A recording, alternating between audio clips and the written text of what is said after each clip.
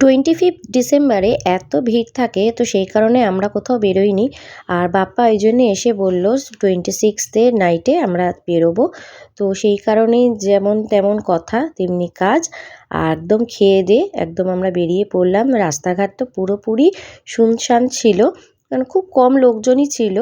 তবে যেটা দেখতে যাওয়া সেটা হচ্ছে লাইটিং, যেটা আমরা সত্যি খুব উপভোগ করেছি বলতে পারো। কারণ এই সময় মানে 25 ডিসেম্বরে তো এইখানে তো গাড়ি অ্যালাউ করে না, বাইকও অ্যালাউ করে না, শুধু শুধু হেঁটে হেঁটে যেতে হয়। হেঁটে হেঁটেই যতটা তোমরা যেতে পারো সেই রকম।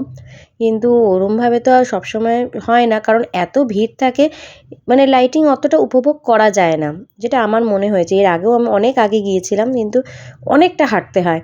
আর দেখো সত্যি যেটা উপভোগ করার সেটা আমরা গাড়ি থেকেই উপভোগ করেছি। তবে হ্যাঁ, রাস্তাঘাট ফাঁকা যে খুব ছিল বলবো না, ওখানটা পার্ক স্ট্রিটের জায়গায়। তবে মোটামুটি 25 থেকে অনেকটাই ভালো আমরা কাটিয়েছি। আর দেখো চারিদিক, এটা এখন কিন্তু বাজে রাত 1টা, কিন্তু এত লাইটিং, এত আলো, মনেই হচ্ছে না যে এটা এতটা রাত হয়ে গেছে, মনে হচ্ছে সন্ধেবেলা। এত আলো আলো হয়ে এসছে। আর খুব যে লোক ছিল না তা বলবো না, তা অনেকে যারা 25 আসেনি তারা এই দিনটা এনজয় করেছিল ঠিক একদম আমাদের মতো।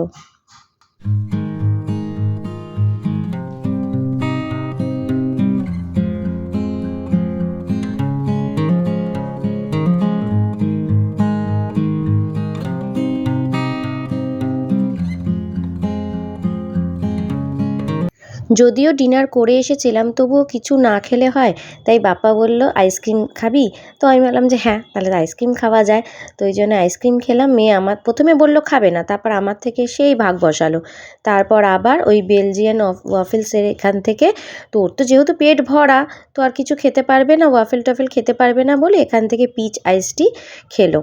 তারপরে আর কি একদম আবার খুব আনন্দ টানন্দ করে সারাদিনের মতো, মানে সারাদিন না, মানে সেই দিনটার ওইটুকুনি সময়টা বেশ আনন্দ করে কাটালাম।